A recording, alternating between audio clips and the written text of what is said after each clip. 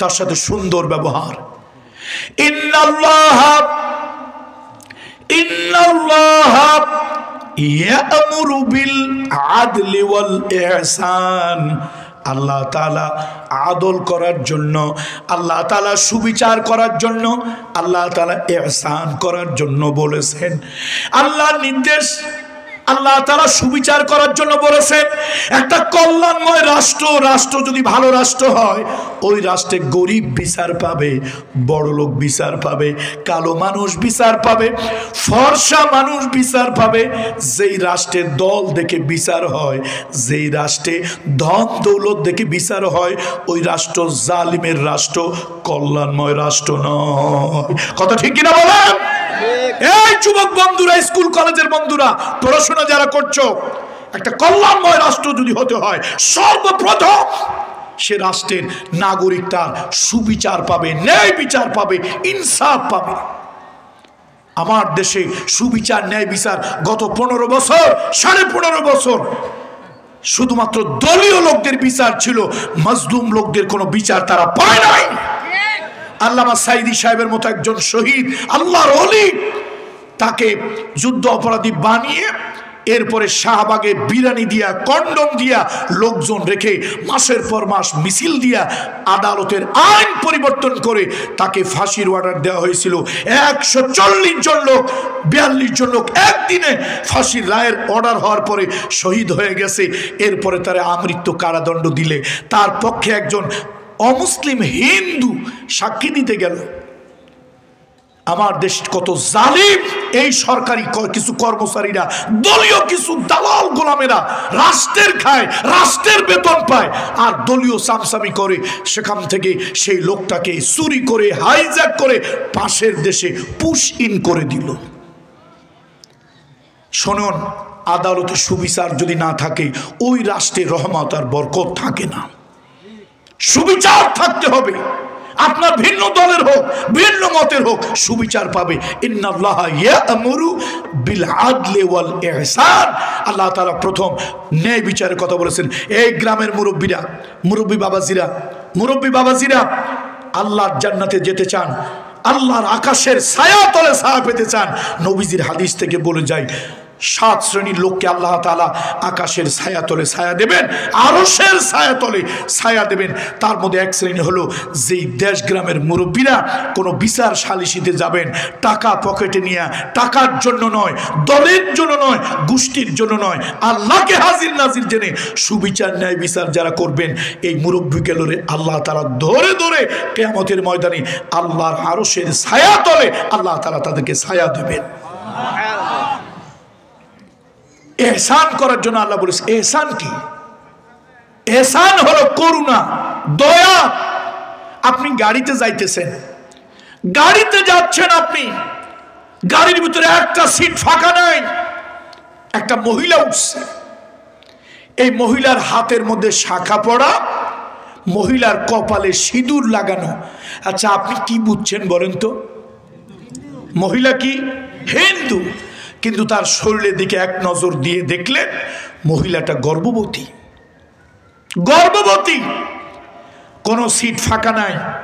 আমার আল্লাহর ইসলাম, আমার মদিনাওয়ালার ইসলাম হলো তার হাতের শাখার দিকে তুমি নজর দিও না, তার কপালে সিঁদুরের দিকে নজর দিও না। সে হিন্দু, বৌদ্ধ, খ্রিস্টান, মুসলমান, এদিকে তাকাইও না। সে একজন গর্ভবতী মা। বলুন সে কি? বলুন, সে একজন গর্ভবতী মা। তুমি সিটটা ছেড়ে দিয়ে তাকে একটু বসতে দাও। নবীজির ভাষায়, কোরআনের ভাষায়, ইসলামের ভাষায় এটার নাম ইহসান। বলেন এটার নাম কি? একটু আওয়াজ দিয়ে বলেন এটার নাম কি? ইহসান। ইন্নাল্লাহা ইউহিব্বুল মুহসিনিন। যারা ইহসান করে আল্লাহ তাদেরকে ভালোবাসেন। ইন্নাল্লাহা ইয়া'মুরু বিল আদলি ওয়াল ইহসান। আল্লাহ তোমাদেরকে সুবিচার করার নির্দেশ দিয়েছে এবং ইহসান করার নির্দেশ দিয়েছে।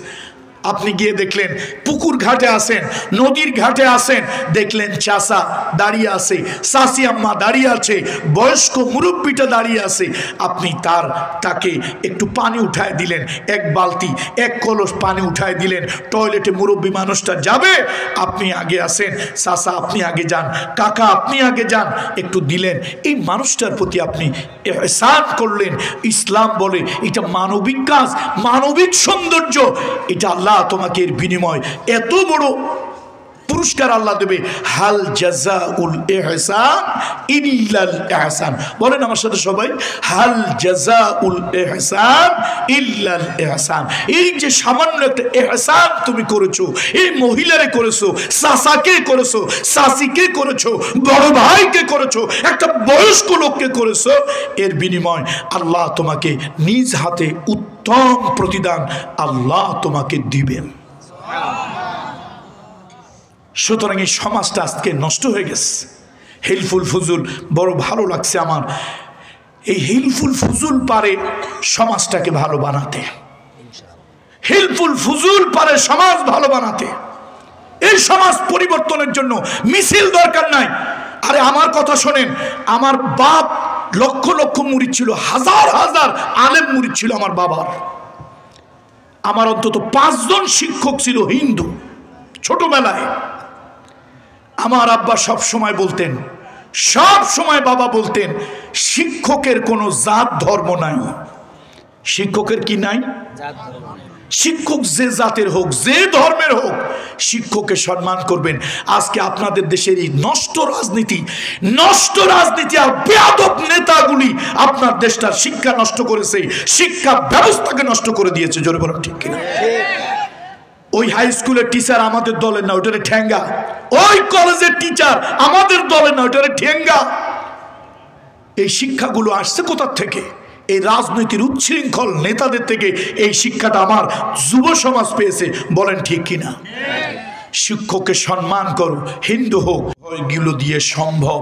সুতরাং মুহাম্মদ রাসূলুল্লাহ সাল্লাল্লাহু আলাইহি ওয়াসাল্লাম যে সমাজ বিনির্মাণ করেছিলেন, সে সমাজ ছিল পরকালীন চেতনায়।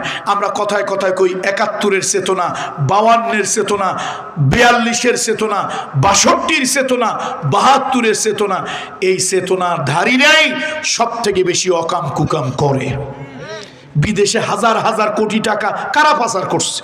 আমার সোনার বাংলা, আমি তোমায় ভালোবাসি, এই গান গায়, কিন্তু বাংলাকে ভালোবাসে না।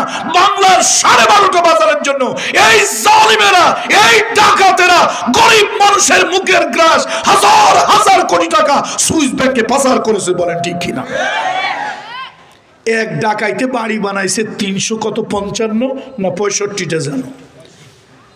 একটা মানুষের কয়টা বাড়ি লাগে ভাই? না না, ধরলাম 2টা লাগে, 3টা লাগে, 4টা লাগে, 5টা পর্যন্ত ধরলাম। 360টা 65টা বাড়ি করবা কি? তোমার কয় পুরুষ ভোগ করবে? এত বাড়ি বিদেশে কি করবে তুমি? এগুলারে প্রকাশ্য দিবালোকে 4 দেওয়ালের মধ্যে অন্ধকারে না, প্রকাশ্য দিবালোকে হাজার লক্ষ জনতার সামনে এগুলারে ফাঁসি দেওয়া দরকার। এর জন্য আসুন, এই নেতা সেই নেতার আদর্শ দিয়া সমাজ ভালো হবে না, মানুষ ভালো হবে না, মানুষ তার অধিকার ফিরে পাবে না। আল্লাহ তাআলা যাদেরকে অনুসরণ করতে হবে, আল্লাহ তাআলা তাদের কথাই আল্লাহ তাআলা বলেছেন, সেটা হলো, হে মুমিনগণ, নিশ্চয় তোমাদের জন্য উত্তম আদর্শ তাদের ভিতরে, অর্থাৎ রাসূলুল্লাহ সাল্লাল্লাহু আলাইহি ওয়াসাল্লাম এবং তার সাহাবীদের ভিতরে। আমার যুবক বন্ধুরা,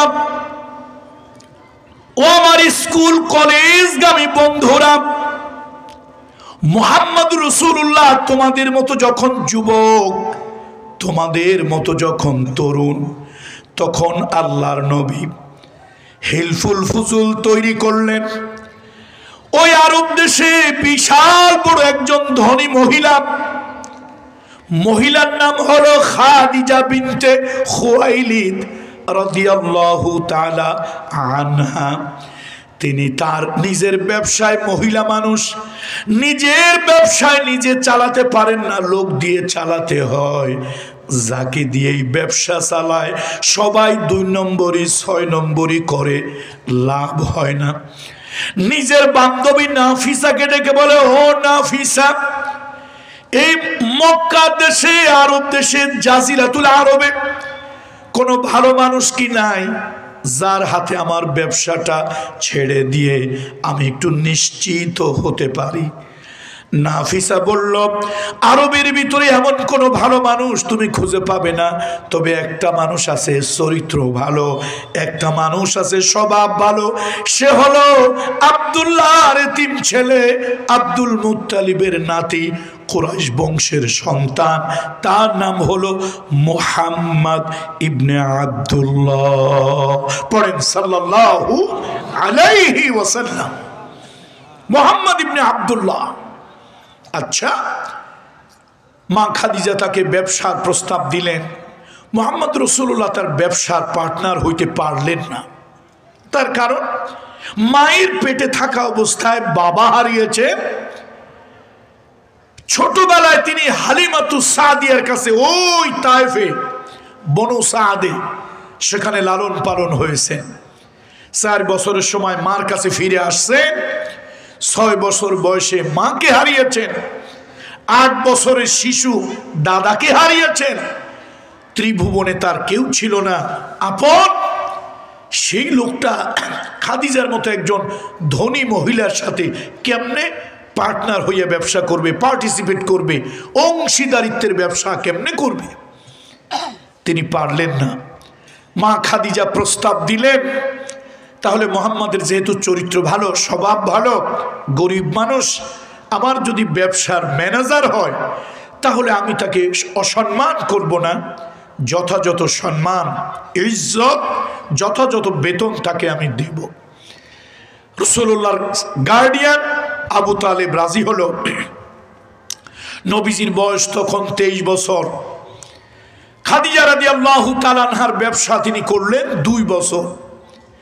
এই 2 বছরে মা খাদিজার একটা ফেইথ, একটা বিশ্বাস, একটা আস্থা মুহাম্মদ রাসূলুল্লাহর প্রতি জন্ম নিল। কেন? টাকা পয়সা এমন জিনিস, এটা কাঠের পুতুলও টাকা দেখলে লোভে হা করে। টাকা দিয়া মানুষের চরিত্র ধরে রাখা 3 জিনিস দিয়ে লোকেরা বলে, একটা হলো অর্থ, আরেকটা হলো নারী, আরেকটা হলো ক্ষমতা। এই 3 জিনিসে মানুষের চরিত্র ঠিক থাকে না। টাকা পাইলে মানুষ যেই হোক, সাধু হোক আর চোর হোক, টাকায় অধিকাংশ লোকের চরিত্রে কিছু না কিছু লোভ সৃষ্টি করে। সুন্দরী নারীর উপরে অধিকাংশ মানুষ, ইল্লা মাশাআল্লাহ 2-1 জন ছাড়া, মানুষের লোভ সৃষ্টি করে। আর তৃতীয় হলো ক্ষমতা। ক্ষমতায় যাওয়ার আগে মানুষ খুব ভালো ব্যবহার করে, নরম নরম ব্যবহার করে, বন্ধুসুলভ ব্যবহার করে, খাদেম সুলভ ব্যবহার করে। ক্ষমতার চেয়ারটা অনেক দিন পাইলে স্বৈরাচারী, ডিক্টেটর, ডাকাত হয়। ক্ষমতার চেয়ার ধরে রাখার জন্য গুম, খুন, হত্যা যা দরকার হয় তাই করে। কথা ঠিক কিনা বলেন? 3 জিনিসে মানুষের চরিত্র ধরে রাখা খুব মুশকিল। মুহাম্মদ রাসূলুল্লাহর বয়স কত বলছিলাম? 23 বছরের টকবকে তরুণ যুবক। যদিও বয়স বেশি, কিন্তু পরমা সুন্দরী। সারা পৃথিবীতে আল্লাহ তার কুদরতি হাত দিয়া যে নারীদেরকে বানিয়েছেন অনিন্দ সুন্দরী করে, তার মধ্যে একজন ছিল মা খাদিজা, একজন ছিল ইব্রাহিম খলিলুল্লাহর স্ত্রী বিবি সায়রা। এই সুন্দরী নারীর ব্যবসা করার জন্য ম্যানেজার হলেন।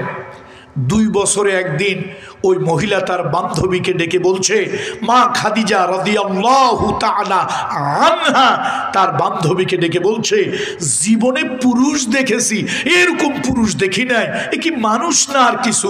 টাকা পয়সার লোভ নাই, এদিক সেদিক করে না, ব্যবসায় লাভ লস আমার যাই হোক আমি খুশি। ছেলেটা 100% বিশ্বস্ত। আর একটা গুণ হলো, আমার চেহারার দিকে সে কখনো ফিরেও তাকায় না। যদিও তাকানোর দরকার হয়, এত ভদ্র, এত শালীন, এত শরীফ, আমি তো আগে কোনো পুরুষ এত ভালো আছে জানি না, আমি তো পুরুষের কাছে আমার বিয়ে হয়েছে, বাচ্চা হয়েছে, পুরুষ জাতি আমার পছন্দ হয় নাই, এই জন্য আমি নিয়ত করেছি, ডিটারমাইন্ড হয়েছি, মন স্থির করেছি জীবনে যতদিন বাঁচবো আর কোনো পুরুষের সাথে বিয়ে বসবো না, কোনো পুরুষের শয্যা সঙ্গিনী হব না। কিন্তু মুহাম্মাদের মতো মানুষ পুরুষ জাতির মধ্যে আছে এ তো আমি ধারণাই করি নাই।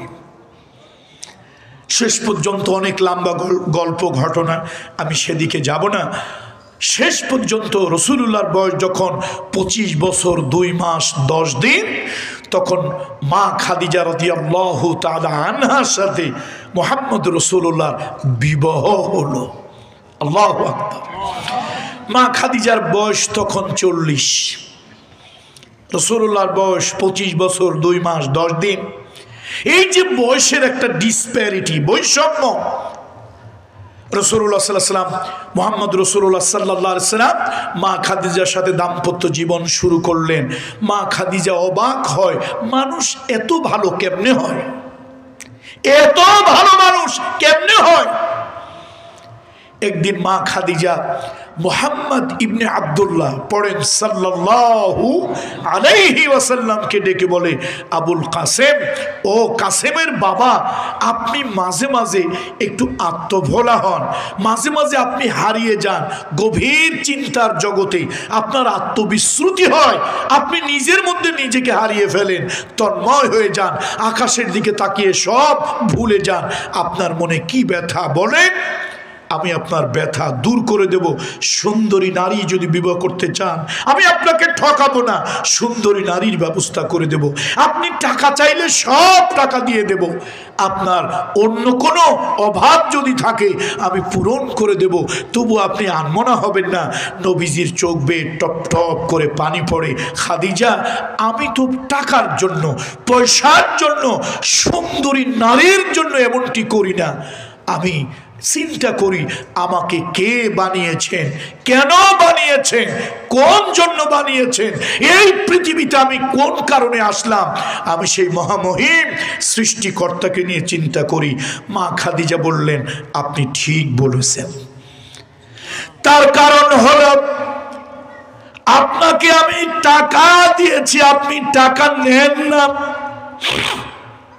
বারবার বলার পরে আপনি টাকা নিয়েছেন, আমি একটু গোয়েন্দাগিরি করেছি, এই টাকা নিয়ে আপনি কোন জায়গা যান, কি করেন, আমি গোয়েন্দাগিরি করে দেখেছি, আপনি টাকা দিলে নেন না, জোর করে দিলে আপনি নেন, সেই টাকাগুলি কোনো না কোনো বিধবা নারী, কোনো না কোনো কন্যা দায়গ্রস্ত পিতা, কোনো না কোনো এতিমের জন্য আপনি খরচ করেন।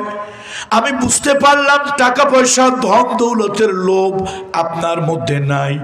আমার বাড়িতে কত সুন্দরী আত্মীয়দেরকে দাওয়াত দিয়েছি, কত সুন্দরী সুনয়না সুদর্শনা, কত তরুণী যুবতী আমার বাড়িতে আত্মীয় হয়ে আসছে, মেহমান হয়ে আসছে। ও আবুল কাসেম মুহাম্মদ, আপনি কোনোদিন তাদের দিকে ফিরেও তাকান নাই, বাঁকা চোখে দেখেন নাই। আমি বুঝতে পেরেছি নারীর আসক্ত আপনি নন, ধন দৌলতের আকৃষ্ট আপনি নন, ক্ষমতার জন্য আপনি পাগল নন। ও আবুল কাসেম মুহাম্মদ, আপনার মতো একটা ভালো মানুষ আমি জেলখানায় আটকায় রাখতে চাই না, আপনাকে আমি মুক্ত করে দিলাম।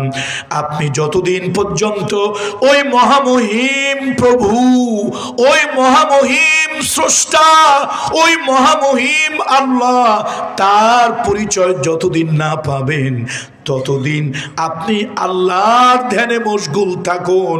আপনার সব দায়িত্ব আমি আমার কাঁধে উঠাইয়া নিলাম।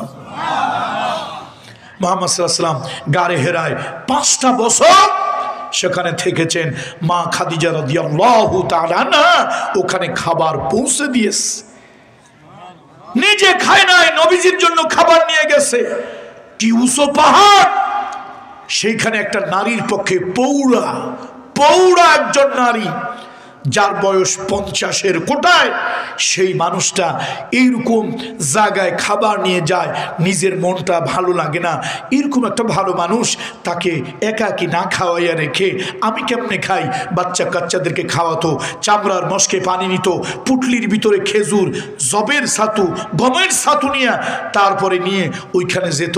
নবীজিকে গিয়ে দেখতো ধ্যানে মশগুল, আল্লাহর মোরাকাবায় মশগুল, আস্তে করে ডাক দিতেন, ইয়া মুহাম্মদ, আবুল কাসেম। নবীজি ভাবতো আমার ভালোবাসার নারী এসেছে। এই দুনিয়ায় স্ত্রীর থেকে ভালোবাসার পৃথিবীতে আল্লাহর সৃষ্টি জগতে আর কিছুই হতে পারে না। আমি এই জন্য সকলকে বলি, স্ত্রীদের প্রতি ভালোবাসা রাখবেন, সুন্নত। মা বোনরা যারা আছেন তাদেরকেও বলি, স্বামীর প্রতি ভালোবাসা রাখবেন, সুন্নত। হুন্না লিবাসুল লাকুম ওয়া আনতুম লিবাসুল লাহুন্না। সৃষ্টি জগতের প্রথম সম্পর্ক হলো স্বামী আর স্ত্রী। সৃষ্টি জগতের আল্লাহর সৃষ্টির প্রথম সম্পর্ক স্বামী আর স্ত্রী। এই জন্য দুনিয়ার সব থেকে কাছের সম্পর্ক, সব থেকে নিকটতম সম্পর্ক, সব থেকে মধুময় সম্পর্ক, সব থেকে প্রাচীন সম্পর্ক হলো স্বামী আর স্ত্রী। আগে বাপ মা না, আল্লাহ তাআলা আদমকে বানালেন আলাইহিস সালাম। বেহেশতের ভিতরে তার ভালো লাগে না, তার জন্য বানাইলেন কাকে? মা হাওয়াকে বানাইলেন। মা হাওয়ার সাথে বৈবাহিক বন্ধনে আল্লাহ আবদ্ধ করে দিলেন, স্বামী স্ত্রী সম্পর্ক তৈরি হলো। এরপরে মা বাপ হলেন তারা, এরপরে ভাই বোন হলো। সুতরাং মায়েদেরকে বলি, মাগো স্বামীদের সাথে ভালো ব্যবহার করবেন। রাসূলুল্লাহ বলেছেন, সাল্লাল্লাহু আলাইহি ওয়াসাল্লাম বলেছেন, আল মারআতু ইযা সাল্লাত খামসাহা, যখন নারী 5 ওয়াক্ত নামাজ ঠিক মতো পড়ে, ওয়া সামাত শাহরাহা, রমাদান শরীফের ফরজ রোজাটা ঠিক মতো রাখে, ইহতিমামের সাথে ভালোবাসা আন্তরিকতা নিয়ে রাখে, ওয়া আহসানাত ফারজাহা, ইজ্জত আব্রু চরিত্র সতীত্ব হেফাজত করে, ওয়া আতাআত বালাহা, আর স্বামী বিবাহিত মহিলা হলে স্বামীর অনুগত হয়, স্বামীকে হুমকি দেয় না, ধামকি দেয় না, জেলের ভয় দেখায় না, স্বামীর সাথে শত্রুষা আচরণ করে না, স্বামীর অনুগত হয়। নবীজি বলেছেন, রহমতের নবী বলেছেন, ভালোবাসার নবী বলেছেন, এই নারী ইন্তেকালের পর আল্লাহর 8টা বেহেশতের দরজা তার জন্য খুলে রাখা হয়, যে কোনো জান্নাতে ওই মহিলা প্রবেশ করতে পারে। এই জন্য মা বোনদেরকে বলে গেলাম, মা গো, পুরুষ 1000 আমল করবে, বেহেশতের কোনো ওয়ারেন্টি গ্যারান্টি নিশ্চয়তা নাই, কিন্তু নারী ঠিক মতো 4খানা কাজ করলে রহমতের নবী হাবিবে কিবরিয়া মুহাম্মদ রাসূলুল্লাহ সাল্লাল্লাহু আলাইহি ওয়াসাল্লাম বেহেশতের গ্যারান্টি দিয়ে গেছে। মা খাদিজা গিয়া দেখেন রহমতের নবী আল্লাহর ধ্যানে মশগুল, গিয়ে ডাক দিল, আবুল কাসেম মোহাম্মদ। নবীজি তাকায় দেখে মা খাদিজা এসেছেন, চেহারাটা পুড়ে গেছে, মুখটা মলিন হয়ে গেছে। ও খাদিজা, মনে হয় তুমি কিছু খাও নাই। আবুল কাসেম মোহাম্মদ, আপনার মতো একজন ভালো মানুষকে না খাওয়ায় রেখে আমি একাকি কেমনে খাই? আল্লাহর নবী পোটলার থেকে খেজুর বার করে আগে মা খাদিজার মুখের মধ্যে দেয়। মা খাদিজা একটা খেজুর বের করে মুহাম্মাদুর রাসূলুল্লাহর মুখের মধ্যে দেয়। সুবহানাল্লাহ। আবুল কাসেম, আপনি টাকার পাগল না, ধনের পাগল না, সুন্দরী নারীর পাগল না, আপনি কার পাগল তা তো আমি জানি। ওই মালিককে যতদিন খুঁজে না পান ততদিন আপনি কাজ করেন, সংসার নিয়ে চিন্তা করবেন না, বাচ্চা কাচ্চা নিয়ে চিন্তা করবেন না, আমি এদেরকে দেখাশোনা করব। আল্লাহু আকবার। 40 বছর বয়সে জিবরাইল আমিন যখন রাসূলুল্লাহর কাছে, আমার নবী জন্ম থেকেই নবী, কিন্তু নবুয়তির দপ্তর পেয়েছেন, আনুষ্ঠানিক দপ্তর কত বছর বয়সে? 40 বছর বয়সে মুহাম্মদ রাসূলুল্লাহর কাছে এবার আনুষ্ঠানিক দপ্তর বুঝে দেওয়ার জন্য রুহুল আমিন জিবরাইল আসছে। ইকরা ইয়া মুহাম্মদ, এ মুহাম্মদ আপনি পড়ুন। নবীজি বলেছেন, মা আনা বিকারি, আমি তো পড়তে জানি না, I don't know how to read, কেমনে পড়তে হয় আমি জানি না। জিবরাইল আমিন বুকের মধ্যে জড়িয়ে ধরে চাপ দিয়েছেন আর বলেছেন ইকরা বিইসমি রাব্বিকাল্লাযী খালাক, যে প্রভু আপনাকে সৃষ্টি করেছে তার নামে পড়েন। ভাইরা, টাঙ্গাইলের ভাইরা, টাঙ্গাইলই তো নাকি? কোন উপজেলা? কালীহাতির উপজেলার তরুণ যুবকদেরকে বলি, এই ভাইরা, স্কুলে পড়ো, মাদ্রাসায় পড়ো, যেখানে ইচ্ছা পড়ো, কিন্তু রবের নামে পড়িও। কার নামে পড়বেন? রবের নামে পড়বে। রবের নামে পড়লে আপনি ডাক্তার হবেন, তবে কসাই হবেন না। রবের নামে পড়লে আপনি ইঞ্জিনিয়ার হবেন, তবে ডাকাত বাটপার হবেন না। 3 টাকার প্রজেক্ট 33 টাকা বানিয়ে জাতির সর্বনাশ করবে। আবার এই প্রজেক্ট যখন বাস্তবায়ন করবে, চরিত্র খারাপ, রডের পরিবর্তে 2টা বাঁশ ঢুকায় দিয়েছে। আমাদের ইঞ্জিনিয়ার দরকার আছে না নাই? সবাই যদি আমার মতো পীরজাদা পিসাব হয়, তো এদেশে রাস্তাঘাট, কালভার্ট, সেতু কারা তৈরি করবে? ইঞ্জিনিয়ার অবশ্যই দরকার। বলেন, ইঞ্জিনিয়ার অবশ্যই দরকার। আপনার সন্তান ইঞ্জিনিয়ার হোক, ভালো ইঞ্জিনিয়ার, তার সুনাম সুখ্যাতি ছড়িয়ে পড়ুক। আমরা আল্লাহর কাছে অন্তর থেকে দোয়া করি, আপনার ছেলেকে ইঞ্জিনিয়ার বানান, নিষেধ নাই, গুনাহ নাই, ইসলামের মধ্যে ন্যারোনেস, সংকীর্ণতা নাই। কিন্তু আপনার সন্তানকে ইঞ্জিনিয়ারিং পড়াবেন কার নামে? রবের নামে। ইকরা বিইসমি রাব্বিকাল্লাযী খালাক। আপনার সন্তান যদি রবের নামে পড়ে ডাক্তার হয়, মানবিক ডাক্তার হবে। আপনার সন্তান যদি রবের নামে না পড়ে, আপনার সন্তান যদি তথাকথিত ডাক্তার হয়, ও তসলিমা নাসরিনের মতো চরিত্রহারা, ঈমানহারা, সতীত্বহারা হবে। বলেন ঠিক কিনা? আবার কিছু ডাক্তার তো আছে, ডাক্তার না, কসাই। এই ছোট্ট একটা বিস্ফোরা হয়েছে, কয় যে আরে সর্বনাশ, তোমার তো হয়েছে ক্যান্সার, লাইফের নাই অ্যান্সার, তাড়াতাড়ি বাড়ি যাও, যা যা মনে লয় তাই তাই খাও, আর মরণের জন্য, কবরের জন্য প্রস্তুত হও। এ কথা শুনলে তো ভালো মানুষও অস্থির হয়ে যায়। মরা মানুষ অর্ধেক, জেতা মানুষ অর্ধেক মরে যায়। নবীজির সুন্নত দেখেন কি সুন্দর, রহমতের নবী, আল্লাহর নবী। কোনো রুগী দেখতে গেলে যত বড় কঠিন রুগী হোক, রাসূলুল্লাহ বেশিক্ষণ তার কাছে থাকতেন না কষ্ট দেওয়ার জন্য। অল্প সময় আল্লাহ নবী যেতেন, একটু মাথায় হাত বোলাতেন, কপালে রহমতের নবীর হাতটা রাখতেন। যত কঠিন রুগী হোক, নবী তাকে মানে ইমিউনিটি, তার রোগ প্রতিরোধক, তার মেন্টালিটি কে শক্ত করার জন্য রাসূলুল্লাহ বলতেন, তুমি ভালো হয়ে যাবে, সুস্থ হয়ে যাবে, আল্লাহ তোমাকে সুস্থ করে দেবে। যত বড় রোগী হোক, এরকম আশ্বাস পেলে তার মধ্যে একটা অন্যরকম স্পৃহা তৈরি হয়। এটা মনস্তাত্ত্বিকভাবে, সাইকোলজিক্যালি এটা কাজে লাগে, তার রোগ প্রতিরোধক ক্ষমতা বাড়িয়ে দেয়। আমি এরকম ডাক্তার, একাধিক ডাক্তার আমি নিজে হজের সফরে আমি হজ করিয়েছি, হাতে ধরে হজ করিয়েছি।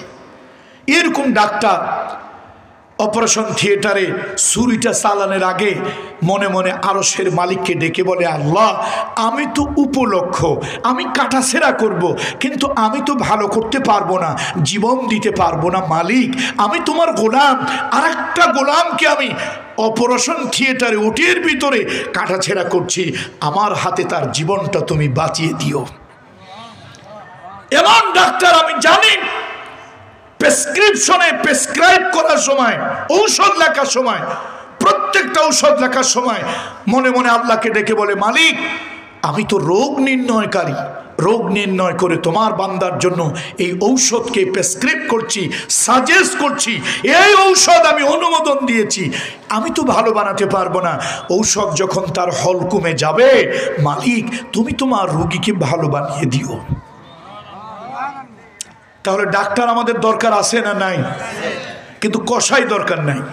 কি দরকার নাই? ডাক্তার নামে কসাই দরকার নাই। এই জন্য ডাক্তারই পড়াবেন। সবাইকে যদি আমার মতো হুজুর, মৌলানা, ইমাম, আলেম, পীরজাদা, পিসাব বানান, এই 18 কোটি মানুষের রোগ হবে, দেহের রোগ হবে, মানসিক রোগ হবে, চিকিৎসা দেওয়ার জন্য ডাক্তার লাগবে। সবাই হুজুর হইলে চিকিৎসা দেবে কে? ডাক্তার দরকার আছে কি নাই ভাই? আছে। এই জন্য চরিত্রবান। তাহলে রবের নামে পড়াতে হবে। মাস্টার বলেন, ইঞ্জিনিয়ার বলেন, কবি হোক, রবের নামে পড়ুক। দেখেন নজরুল, কাজী নজরুল কি সুন্দর রাসূলুল্লাহ নামে কি সুন্দর কবিতা লিখলো। মুহাম্মাদের নাম জপেছিলি বুলবুলি তুই আগে, তাই কিরে তোর কণ্ঠেরই গান এত মধুর লাগে। মসজিদেরই পাশে আমায় কবর দিও ভাই, ওইখানে থেকে আমি যেন মুয়াজ্জিনের আজান শুনতে পাই। এই তিনিও একজন কবি। আবার আমার দেশে একটা কবি ছিল, বদমাশ কবি, নাম হলো শামসুর রহমান। সকালবেলায় সারা রাত ড্রিঙ্ক করে, সারা রাত মদ খাইয়া ঘুমাইতে গেছে, আর মুয়াজ্জিনের আজান আসছে, আসসালাতু খায়রুম মিনান নাওম। ঘুম ভেঙে গেল, কাঁচা ঘুম। কয় যে আমার কাছে খুব রাগ লাগতেছে, মনে হয় বেশ্যা যেন খরিদ্দার ডাকতেছে। নাউজুবিল্লাহ বলবেন না? সারা জীবন যারা বেশ্যার ডাক শোনে, এরা আল্লাহর ডাক কেমনে শুনবে বলেন তো? ওদের নসিবে আল্লাহর ডাক শোনা আছে? নাই। কবি ছিল অমর খৈয়াম, মদ খাইয়া টাল হয়ে গেছে। এই বেলা ভাই মদ খেয়ে নাও, কাল নিশীতের ভরসা কই, চাঁদনি জাগিবে যুগ যুগ ধরে, আমরা তো আর রব না সই। খাও, পান করো, ফুর্তি করো, দুনিয়া কো মজা লে লো, দুনিয়া তোমারি হয়। বলতেছিলাম জিব্রাইল কার কাছে আসছে ভুলে গেছেন বোধহয় আপনারা। মুহাম্মদ রাসূলুল্লাহ সাল্লাল্লাহু আলাইহি ওয়াসাল্লাম মা খাদিজা